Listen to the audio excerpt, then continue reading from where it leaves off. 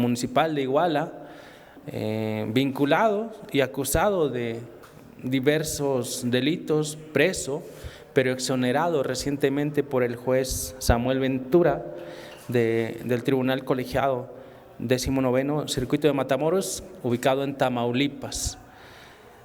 El caso de José Luis Abarca es uno de los grandes temas y reclamos que ha habido por parte de las familias de los 43 estudiantes desaparecidos en Iguala, pero también por diversas investigaciones independientes, por el movimiento, los familiares, los estudiantes sobrevivientes, los mismos estudiantes de Ayotzinapa hasta la fecha, porque se le ha acusado de muchas cosas, pero no de desaparición forzada.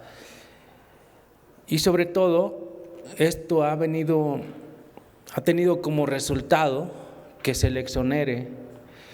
El pasado miércoles 31 de mayo de este año, el Tribunal Colegiado de Apelación del 19º Circuito de Matamoros, Tamaulipas, confirmó la sentencia absolutoria dictada en septiembre de 2022 por decisión del juez de primera instancia, Samuel Ventura, para la exoneración y liberación de José Luis Abarca, exalcalde de Iguala y uno de los principales señalados por el secuestro, escúchese bien, secuestro, no desaparición forzada, de 43 estudiantes de la Escuela Normal Rural de Ayotzinapa el 26 de septiembre de 2014. Junto a José Luis Abarca también fue exonerado o absuelto Felipe Flores Velázquez, que era el principal responsable de la Policía Municipal de Iguala, junto con otros 18 policías municipales. En el expediente judicial se hace mención que la exoneración procede dado que los implicados fueron detenidos ilegalmente por la entonces Procuraduría General de la República. Al ser definitiva, la Fiscalía General de la República no puede presentar ningún recurso. Veremos si las familias, los abogados del Centro PRO, la Chinola o alguna otra organización que acompaña a las familias promueve este tipo de amparos, ¿no? Como mencionaba, fueron en esos años, en esos meses en los cuales se tomaron presos no solo a los policías municipales de Iguala, sino también a otras personas implicadas como posibles personas vinculadas al crimen organizado, de los Guerreros Unidos o de los Rojos, que hoy ya suman más de 120 personas liberadas. ¿Gracias a qué? A que la Fiscalía, a que la PGR en aquel tiempo no realizaba de manera adecuada las detenciones, es decir, violaba todo procedimiento, lo hacía de manera ilegal y además sobre muchas de estas personas incurrió en tortura. Esto lo hemos visto en diferentes reportajes, en diferentes investigaciones, incluso videos que fueron ya dados a conocer, en los cuales el mismo Tomás Herón de Lucio, hoy en Israel, presenciaba la tortura de muchos de los presos. Y por supuesto Murillo Karam también pues daban su venia o se hacían de la vista gorda, no sabemos, pero permitían la tortura sobre muchos de los acusados. Entonces, gracias a todas estas a todos estos actos ilegales, hoy muchos de los acusados están libres. Es el caso de José Luis Abarca en este sentido. Repito, la inconformidad de las familias, de los sobrevivientes que conformamos un colectivo nacional de sobrevivientes del caso Ayotzinapa, somos más de 20 estudiantes, más de 20 sobrevivientes, que seguimos colaborando con la investigación. Recientemente nuestros compañeros, mi persona, hemos sido llamados a la Fiscalía a declarar nuevamente lo que vimos aquella noche. Y hemos tenido que repetir otra vez lo que vimos, lo que presenciamos, nuestras acusaciones formales, legales, hacia policías municipales, hacia funcionarios públicos, hacia militares. En este caso, mi persona, que estuvo junto con 25 compañeros encerrados por el ejército en la Clínica Cristina, sostenemos la acusación hacia José Martínez Crespo, entonces capitán, que llegó esa noche a encerrarnos a todos ahí, a los que estábamos. Y esto lo sostenemos no solo desde nuestro membrete actual, sino desde hace 8 o 9 años, y lo seguiremos sosteniendo en tanto esta institución castrense se niegue a dar toda la información en la cual algunos de esos elementos, no estamos diciendo que todo el ejército, pero sí algunos de esos elementos participaron en la noche de Iguala. Entonces, el caso de Ayotzinapa sigue siendo, como dije al principio, el caso. El presidente Andrés Manuel López Obrador ha mencionado en repetidas ocasiones que es uno de sus mayores compromisos y que va a resolver, que las investigaciones van a avanzar y va a dar con el paradero de nuestros compañeros. Esperamos que sí, y si no, por lo menos que quede una narrativa creíble y se comience con la judicialización real, las acusaciones sustentadas hacia las personas que incurrieron en la desaparición forzada de nuestros compañeros, para que la siguiente administración ahora sí comience o dé inicio con el tema de la reparación del daño, del castigo a los responsables, de las garantías de no repetición, en este caso de la desaparición forzada de los estudiantes de Ayotzinapa. Hemos visto también cómo los estudiantes, ya a 8 o 9 años de los acontecimientos, mantienen las manifestaciones, las protestas en Chilpancingo, en la Ciudad de México cada 26 de cada mes, las familias por igual, y acompañamos desde nuestra trinchera esta exigencia, estas manifestaciones, y hacemos votos para que el presidente, la Fiscalía, Alejandro Encinas continúen con los trabajos que hasta este momento han realizado. Sin embargo, no somos ciegos, no somos inocentes. Nosotros desde que estábamos en Ayotzinapa y en nuestra formación política de aquel tiempo nos decían, nos enseñaban, leíamos bastante y sabíamos que no bastaba con cambiar al Ejecutivo. No bastaba con cambiar al Ejecutivo, porque al cambiar al Ejecutivo pues cambia el presidente y cambian a sus secretarios de Estado, cambian algunas cabezas de las grandes instituciones de nuestro país que lo administran. Pero ¿qué pasa con el Poder Judicial? ¿Qué pasa con el Poder Legislativo? ¿Qué pasa con los otros órganos autónomos? ¿Qué pasa con los poderes fácticos en este caso o en otros, ¿no? O sea, y hoy estamos viendo que una de las grandes trabas en un caso tan emblemático como el de Ayotzinapa es precisamente el Poder Judicial.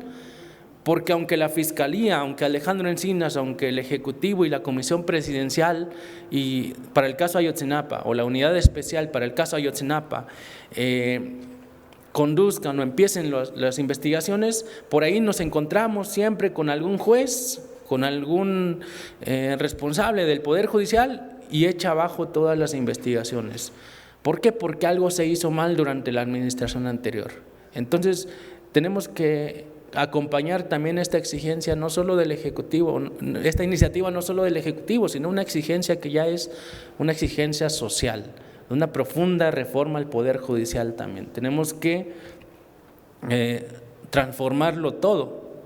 Si ustedes le preguntan a un ciudadano común y corriente, a una madre de familia de un desaparecido o desaparecida, de un feminicidio, a cualquier persona a la cual le hayan violado sus derechos o haya sido objeto de violación por parte de algún funcionario o de alguien, de un particular, lo primero que van a decir es que desconfían del Poder Judicial, de los jueces, de los ministerios públicos, etcétera. Y ahí se mezcla entonces la responsabilidad entre el Ejecutivo con los ministerios públicos, los fiscales y luego con el Poder Judicial. Entonces tenemos que revisar y tenemos que propugnar precisamente por una reforma judicial. Por eso acompañamos el Plan C del presidente en estos días, ayer, hoy, se están llevando foros aquí en la Cámara de Diputados acerca precisamente de este tema tan sensible.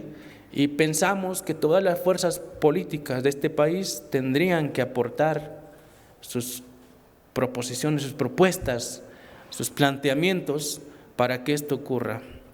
No se trata de un tema exclusivamente, una exigencia exclusiva de un grupo de la sociedad, de los familiares de Ayotzinapa o de Morena o de algún otro grupo. Se trata de una exigencia general en la cual tenemos que poner nuestra atención y nuestro trabajo.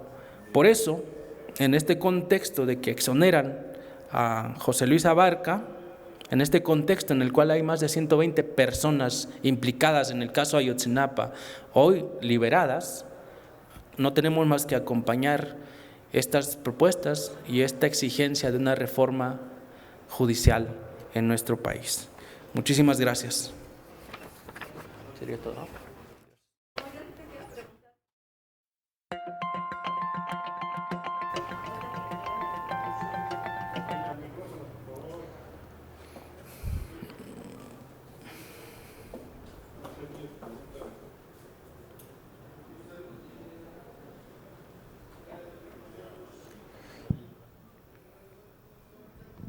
Hola, diputado. Pero ¿tú estás de acuerdo en que muchas de las investigaciones que se hicieron y conclusiones estuvieron mal fundamentadas también por parte de las autoridades, en este caso cuando estaba la PGR, que no se hicieron bien porque estaban protegiendo, pues en este caso, pues a José Luis Abarca, a su familia, y ahorita, el caso de Tomás Herón?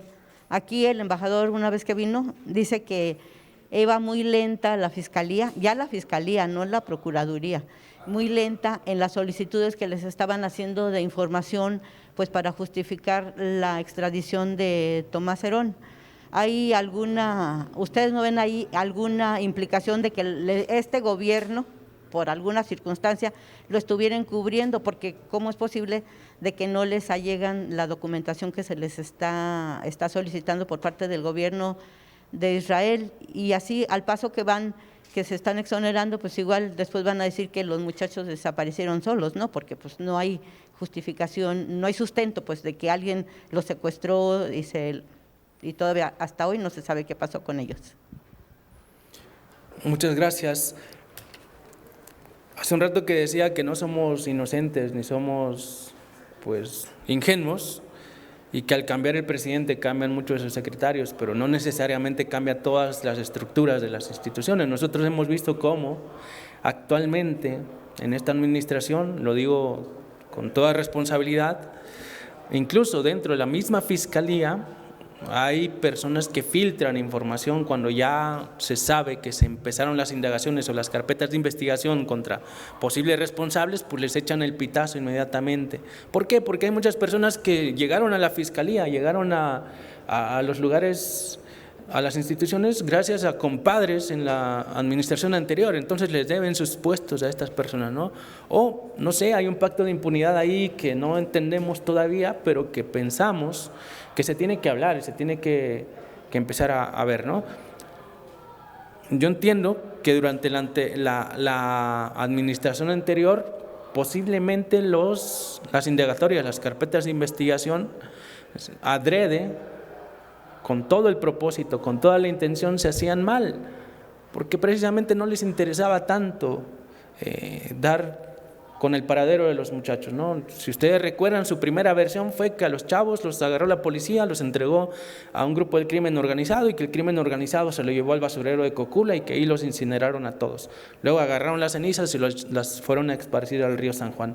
Esa fue la versión inicial del 7 de noviembre de 2014 y luego del 27 de enero de 2015. Luego se fue descubriendo que no fue así, entonces entendemos que en esa administración había una intención clara de no dar con el paradero ni con la verdad de los hechos. Pero ahora, cuando vemos cosas similares por parte de algunos fiscales o ministerios públicos o personas implicadas en la investigación, entendemos que no es adrede. ¿O qué es? Es lo que se preguntan las familias. Yo acompaño esa exigencia. Estamos en una nueva administración, hemos visto una nueva voluntad política, hemos visto el trato a las familias mucho más digno, más cercano, sensible. Pero entonces, ¿qué está pasando? ¿Quiénes son los responsables ahora de que no marchen bien las cosas? O sea, ¿hay una insubordinación por parte de algunas personas en la Fiscalía? ¿Qué está pasando? Son preguntas que nos hacemos también nosotros. ¿O que el presidente siempre o cada rato tiene que dar un manotazo en la mano para que policías, para que fiscales, para que militares cedan a darle información? No creemos que estemos en en esa necesidad. Las autoridades tendrían que colaborar todas, tal como lo señala el decreto del 3 de diciembre de 2018, en el cual se obliga a todas las autoridades a coadyuvar en el caso. La realidad nos dice otra cosa, entonces significa que tenemos que reflexionar mucho sobre esto y tenemos que revisar no solo el Poder Judicial, tendría razón, tendríamos que revisar también algunas otras instituciones. Las complicidades o las omisiones o la negligencia, ¿no? Porque cada año que se festeja o que se conmemora esta situación tan lamentable, se dice que van avanzando, pero hasta ahorita no ha habido absolutamente nada nuevo.